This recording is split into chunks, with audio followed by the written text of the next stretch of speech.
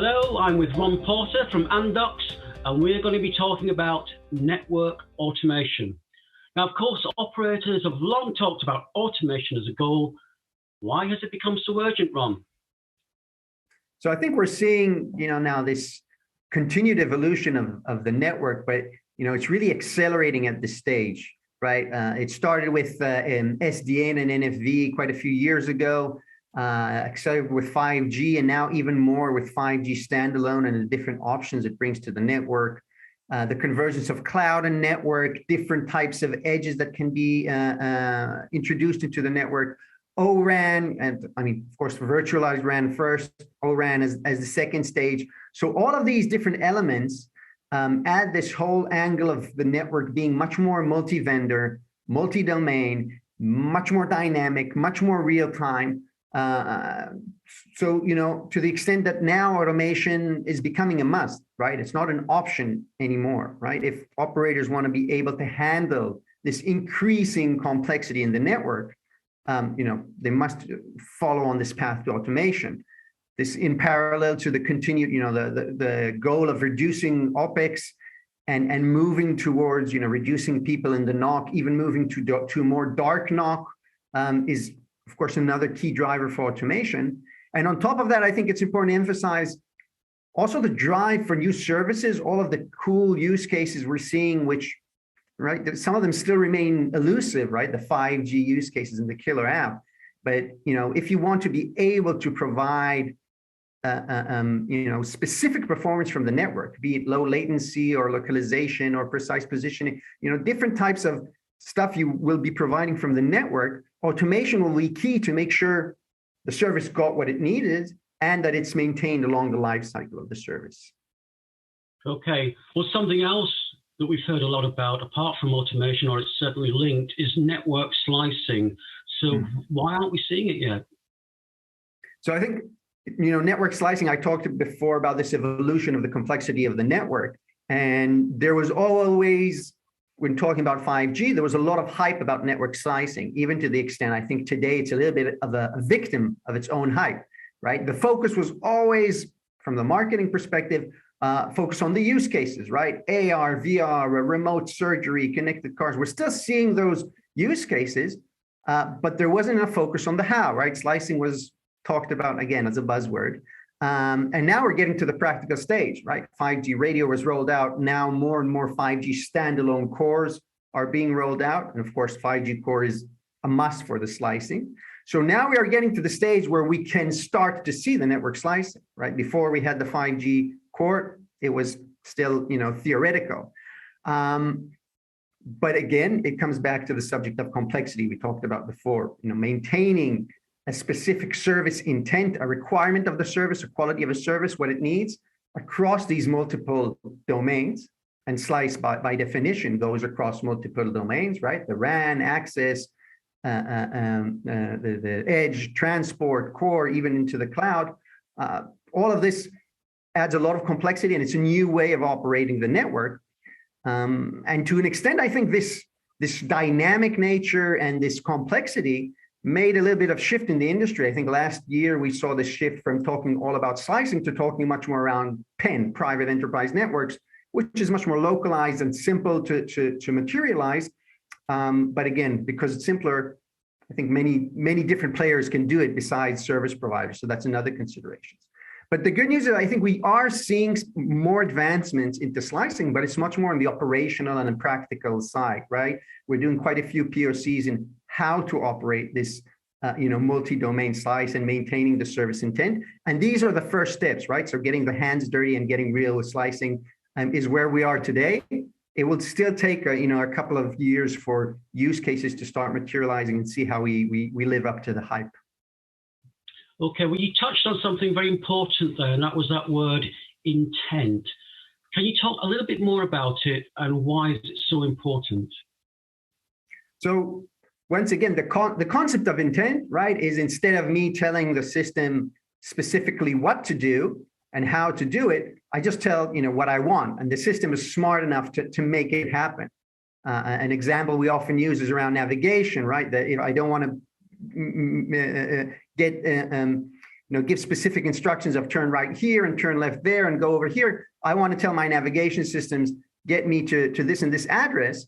And that it's smart enough to know the optimal solution in itself. And it's also smart enough to adapt, right? If there's an accident or congestion, it will find a new optimal route to best serve my intent, my need, which is to of course, minimize the time of driving. Now, obviously, in the network, it's more complex. I think we talked quite a bit on the complexity, but this is also why it drives the need to focus back on the service intent. I want to be able to tell and again, I need an end-to-end network orchestration system, tell it what it needs, and it will be smart enough to have solvers and find the best way to fulfill and to operate the service. And once again, if anything happens in the network, load or a fault or something, it will also be smart enough to find the best way to maintain the service intent. Of course, you'll have multiple intents, so it's also a matter of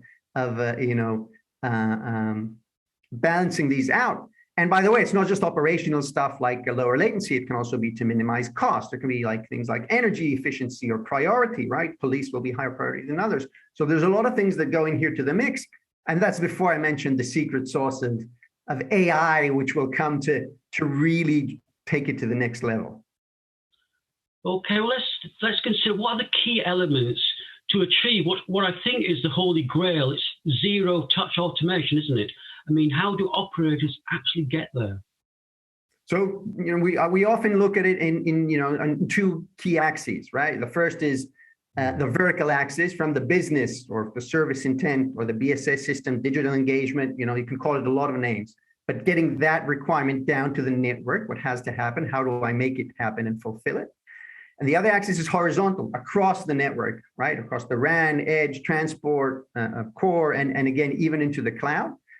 And I think a key element is this shift to an end-to-end approach, right? And the traditional operations is very siloed, and it worked fine for many years when services were connectivity service and they were static. But when we go to this multi-domain new kind of world, and when we want to maintain this zero-touch approach, we must have this end-to-end approach. So we need an end-to-end orchestrator that can talk to each domain, but keep the business requirements or different intentions in place. We need, for example, a unified, like an end-to-end inventory that knows the situation across my domains. What are my resources? What are the topologies? What is the different services made of? So I can do a quick root cause analysis and a quick decision how to fulfill and maintain the intent like we talked about before. And maybe even one level, inventory is part of the whole data collection we need to get across the network. We know data is the new, right? The oil of the multiple industries. So here's kind of the operational oil from assurance systems, correlating these with inventory, with RAN analytics, with NWDAF, which is coming, but even data from BSS, right? What is the revenue at risk that I'm putting from different service? Because that will affect my automation decisions. What is the priority? I mentioned before, right? A police or security service will get a higher priority than a video streaming. And even external data, right? When is the game day at the stadium? I know I need to allocate network resources there. I know that now public transport to there will be more loaded, and will affect my decisions on even things of like moving from cell to cell. So a lot of data connected to this end-to-end approach. Okay, from what you're saying, it seems that operators are very much on a sort of network automation journey, but how would you assess where industry is on that journey path, and what are the main challenges still to overcome? So the challenge is, in a way, that 5G, again, first of all, it's meeting the expectations, right? People think 5G is already here for many years, but we know 5G standalone is just starting, and the automation in that relation has to evolve and adapt. And the other thing to consider is the fact we're not, almost all the operators we're working with, there are very few greenfield operators. So you typically have systems in place, right? You have traditional inventory, you have traditional orchestration systems, and nobody wants to rip and replace everything in the big transformation. And much of the challenge we're doing with our customers is around how to best leverage existing assets and come with this end-to-end overlay and do this transformation focused on use cases, on what we want to do, but still advancing on this journey to enhance operation.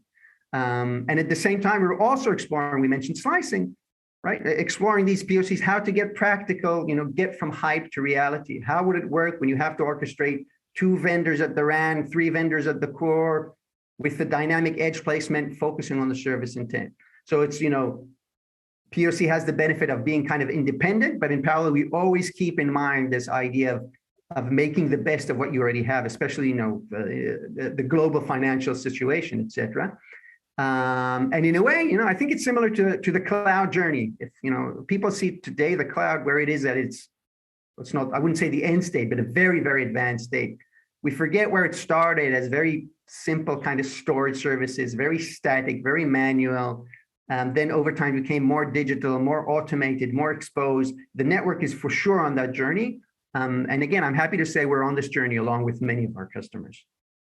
Okay, thanks, Ron. Thanks very much for those insights on network automation. It's been great speaking to you. Thank you very much.